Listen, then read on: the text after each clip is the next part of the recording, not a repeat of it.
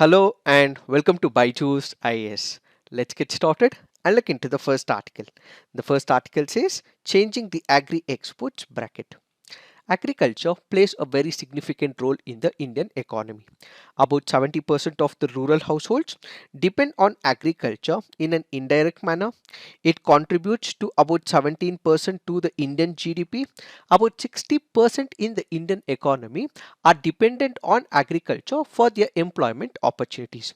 So what we see is agriculture playing a significant role in the Indian economy. So what should the government of India do? It has to boost the productivity of the agricultural sector and also promote the empowerment of the farmers as well. So this should be focused on two fronts. One is on the internal front, the other is on the external front. The government of India has taken a number of measures, schemes and programs on the internal front. But this article here is focusing on the external sector, where this article says that the government of India has been encouraging agricultural production so that we can expand on the export policy of agriculture. So what are the steps taken by the government of India when it comes to the agricultural exports? The government of India had initiated agriculture export policy of 2018. What is this policy all about? First, we have number of agricultural products. These agricultural products and the commodities as of now can be broken down into traditional ones, then the non-traditional ones. Historically, when you consider what India was exporting, you had the Indian market which was exporting something like the basmati, the rice, so on and so forth. These are the traditional products. So what is the agricultural export policy looking at? It is looking at expanding the export basket. So it is not only limiting itself to the traditional basket, but it wants to expand on the export basket when it comes to the agricultural export policy. So what does it want? It wants to expand on the export basket. Added to this, there are multiple destinations which we have not explored. It can be different continents, it can be multiple countries as well. So reinventing the destination policy is also important. So opening up new destinations to where India is exporting, and also making sure not only the traditional products but new non-traditional products are also exported to these new destinations is what is this agricultural export policy. To ensure that this agricultural export policy is successful, we might have the tariff barriers, we might also have the non-tariff barriers as well. So these tariff and the non-tariff barriers, the barriers that are impediments to the agricultural exports, will all be diluted with time is what is this agricultural export policy. Whenever we speak about agriculture, agriculture is in the state list. How can the agricultural exports be successful without directly speaking to the state governments? So what did the central government do? The central government wanted the participation and involvement of the state government. So what does the government of India do? There are some products. These are the products which are very important for that particular state, which is present in only that state, where the exports from that state is maximum when it comes to that particular agricultural commodity. So what does the government do?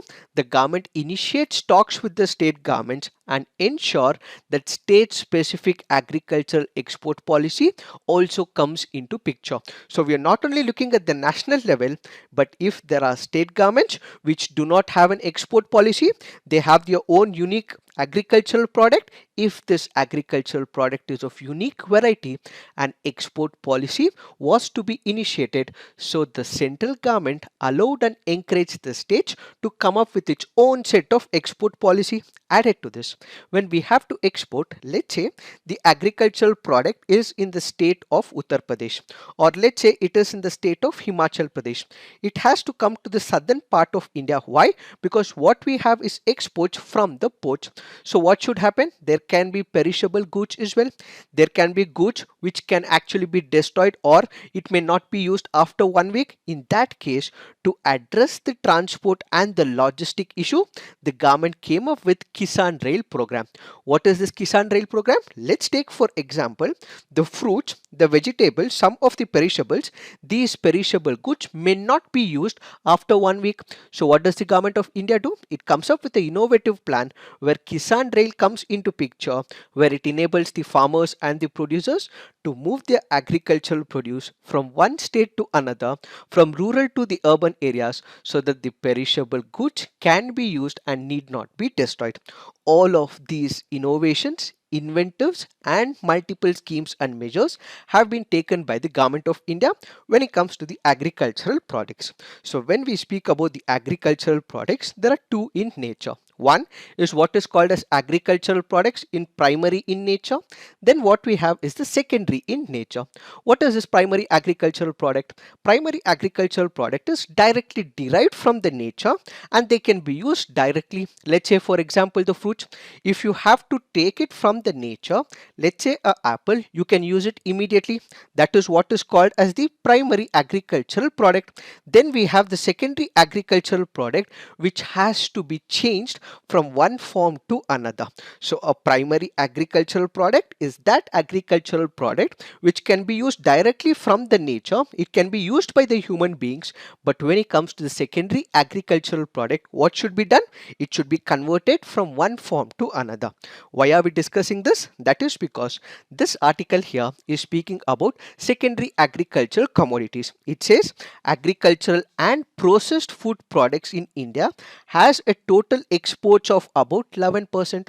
So what is this processed food products? So when we speak about the processed food products, let's take the example of bread, let's take the example of bun, or let's take the example of cake, so on and so forth. All of these are the processed food. So when we speak about the agriculture also has the processed food. When it comes to exports from India to other countries, it is about 11%. So in the processed food, you can again break them down into primary processing. The other is the secondary processing. What is this primary processing? Let's say wheat. Wheat is converted into flour. So we're not using wheat directly, but you're converting that into flour. So this flour can be used for multiple purposes. So that is what is called as primary processing. But then when you use the secondary processing, the wheat flour can be used for multiple things. It can be used for bread. That is what is called as secondary processing. So in this particular process, what we have to ensure is that as of now, the processed food market is about 11%. We have been making use of this particular processed food, exporting it to multiple countries, but it further has to be enhanced, says this article.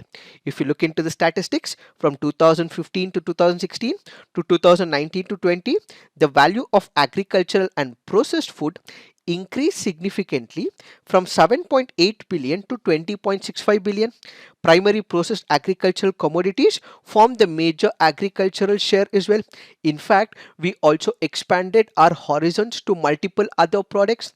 As we initially discussed, we had the basmati, we had the rice items we were exploring, but with time we were able to identify new destinations. We were able to open up multiple baskets of exports as well. So traditional commodities to non-traditional food processed items were being explored and exported from India to other countries. Added to this, we have also been able to export the Indian buffalo meat as well, where to countries like Vietnam, Hong Kong, and also Indonesia as well. So some includes regions like Hong Kong, then we have countries like Vietnam and Indonesia where India was able to export its agricultural products. But in spite of all these advantages, we also have concerns. Why? Because the author says that the amount of processed food that had to be delivered from India to another country is comparatively less. Why? That is because of the inherent problems in the Indian market. As we discussed, we have the agricultural export policy. The agriculture export policy looks at opening up multiple export items. It also looks up multiple destinations as well.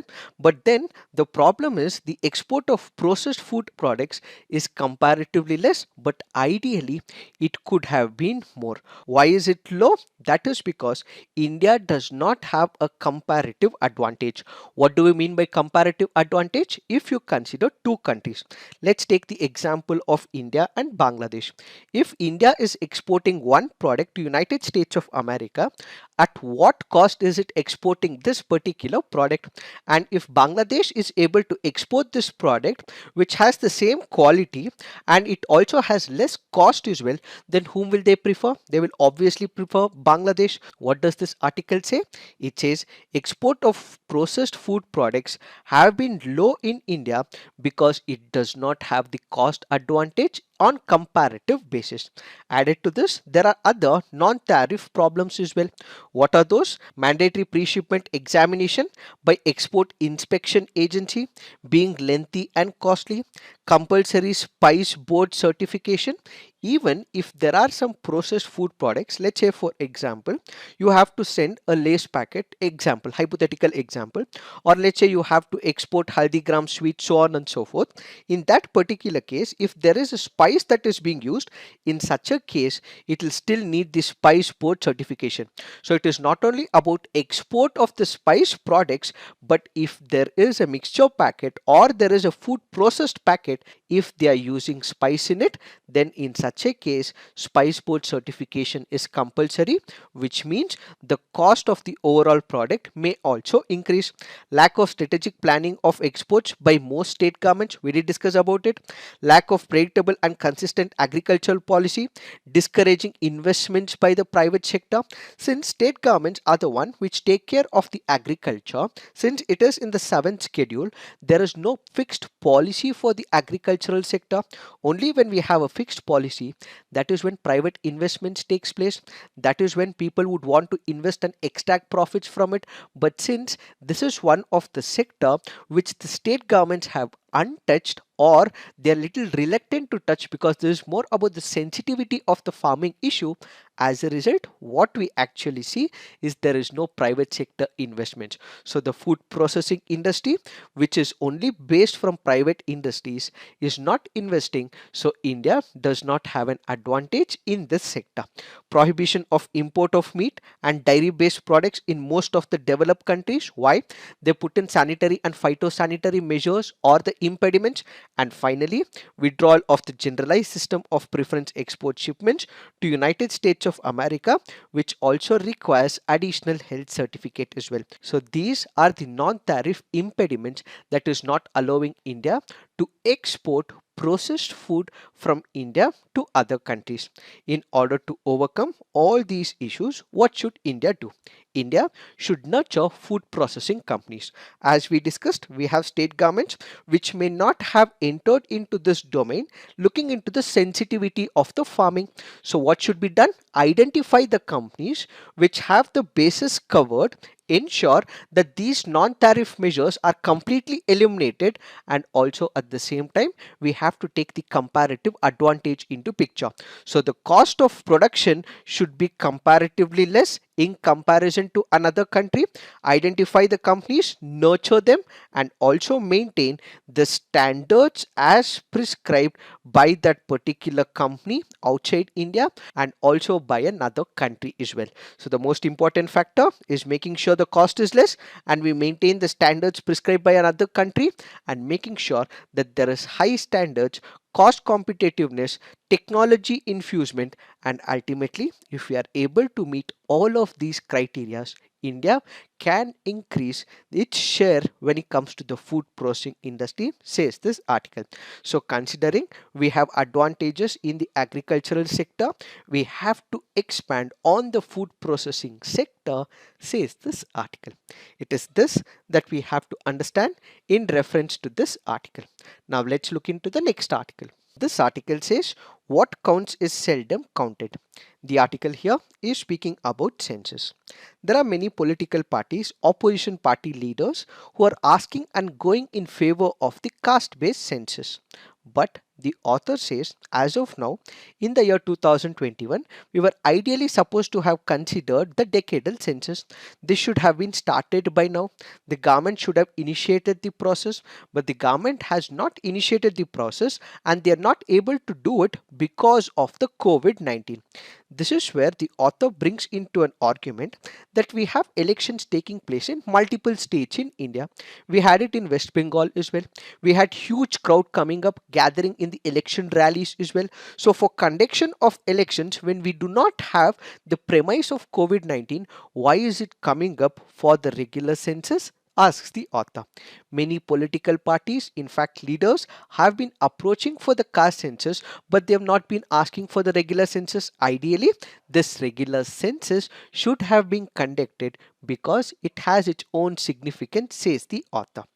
Who conducts the census in India? The census is conducted by the Office of Registrar General and Census Commissioner under the Ministry of Home Affairs, Government of India. It is this organization which is responsible for generating the data on the population statistics and gives the vital statistics and census data to the Government of India. How is this census conducted? Basically, what we will have is people who will be given a questionnaire on the basis of changing times. The government will give this questionnaire to the people. These people who are the government servants or they might be appointed, these people go up to each household and they'll throw up or ask these questions to the head of the family on to the people in that particular household. So this will be the name of the person, the relationship to the head of the person, the date of birth, the age, current marital status, religion, mother tongue, literacy, so on and so forth. So the questionnaire given by the government of India will be given to these servants, and these government servants will be asking these questions to the people. So once they get this particular data, it has its own advantages at the larger level. What are the advantages? What is the significance of the census? The Indian census is one of the most credible information on the demography, which is nothing but the population characteristics. One, we would be able to know the economic activity of the people. We would be able to know the literacy and education of the people, how many people have their own households, amenities, so on and so forth. We would be able to get a picture of fertility and mortality, and we would also get an idea about the migration. Since this questionnaire will have huge amount of data, this can be used for planning and formulation of the policies by the government of India, by the government of respective states, and even at the local level as well. So those areas which do not have enough developmental provisions with this particular data, the same can be initiated by the government. Added to this, we would be able to demarcate the constituencies, which is very much required as part of the democratic principles. And at the same time, we would be able to see what has been the progress that India has made from the past decade. We would be able to compare the data, and we would also be able to see which is the area that the government needs to follow. However, of late, it is losing its significance. That is, the regular census is losing its significance, says this article. Why is the regular census losing its significance? That is because of the survey. First, we have to understand the difference between survey and the census. What happens in census? In census, every single person is being asked a question. Census gathers information about every member of the population, whereas survey collects information only from a small sample of the population. But what is happening of late? You have multiple ministries, you have multiple departments, you also have NGOs who also work in the multiple areas as well. These people conduct multiple surveys, and on the basis of surveys, they are able to provide the services required for the people. Ideally, what we require is the census data, but because we already have access to the survey data conducted by ministries, departments, and NGOs, a look at census may not be taken seriously, says this article.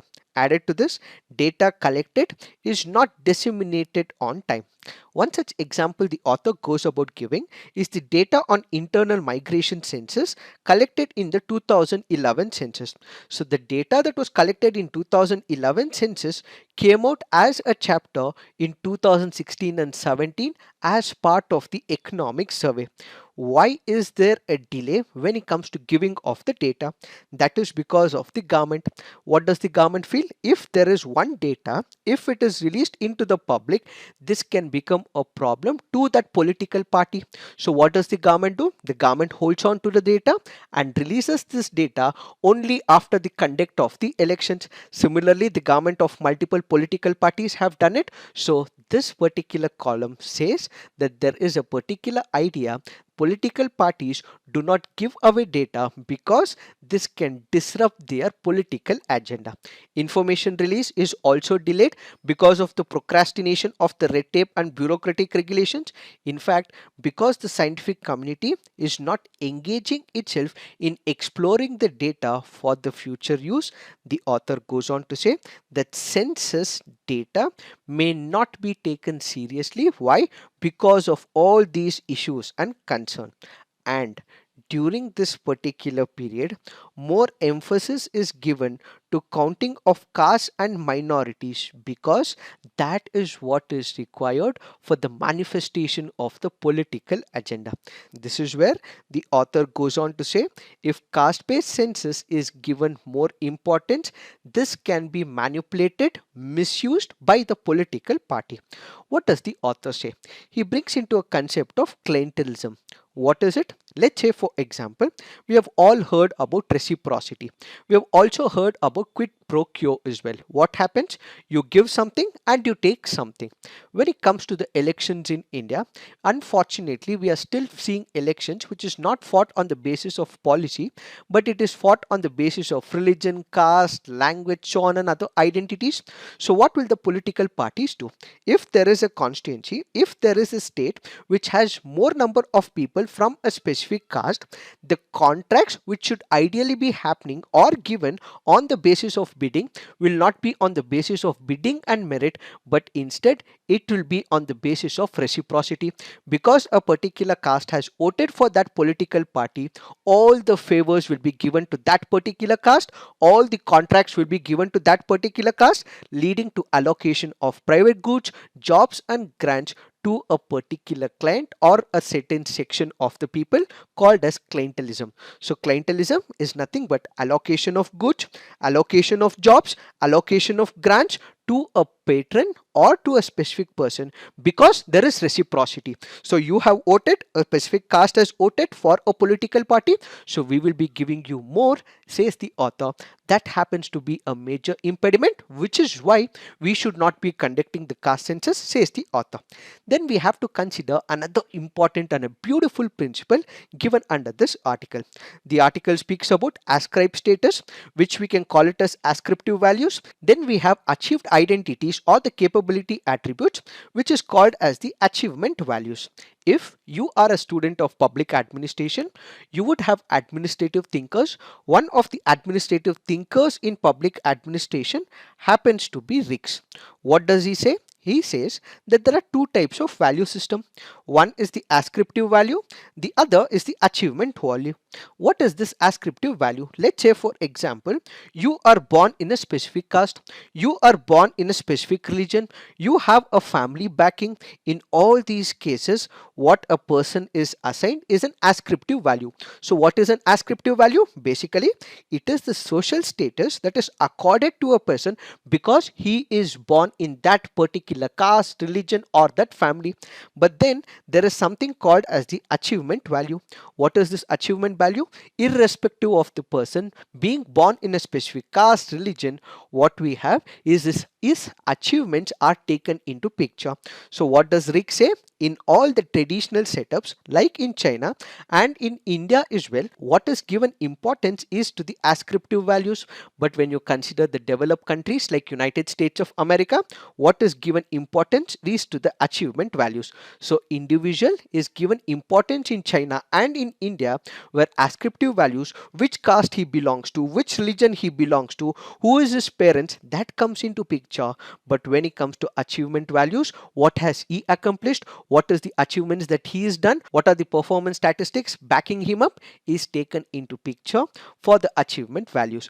So the author here goes on to say that what we require is giving importance to the achievement values rather than the ascriptive values. What do we mean by it? There are people who are able to achieve something. There are people who are not able to achieve something. Why are they not able to achieve something? Is because there are problems in the society. One, he might not be able to get education because there are no schools in that particular region. So come up and establish a school in that region. Or he might not be able to get the loans in the banks as well. Why is he not able to get the loans from the banking system? Understand it. So understand what is the root cause in that particular region. So irrespective of the religion, race, caste, whatsoever it is, if there is a problem, identify it, ensure that problem is worked upon so that the person is able to achieve the achievement values rather than just stick to the ascriptive values. So the need of the hour is to focus on ascriptive values, find out the problems in the society irrespective of which religion, race, caste they belong to, and ultimately ensure that there is an egalitarian society in the country. It is this that we have to understand in reference to this article. This article says the big deal behind the ruckus over AUKUS. The article here is speaking about the Trilateral Security Alliance of Australia, United Kingdom and US. This has been explained on 17th of September 2021.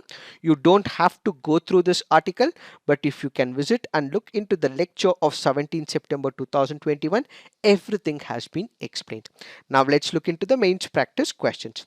Examine the problems hindering India's agricultural exports and discuss how India has the potential to become a global leader in the food processing sector.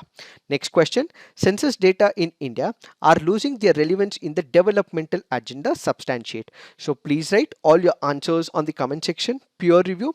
In case you want to upload an image, you can visit our website and also upload an image as well. So this is it for today. Thank you for watching. All the best.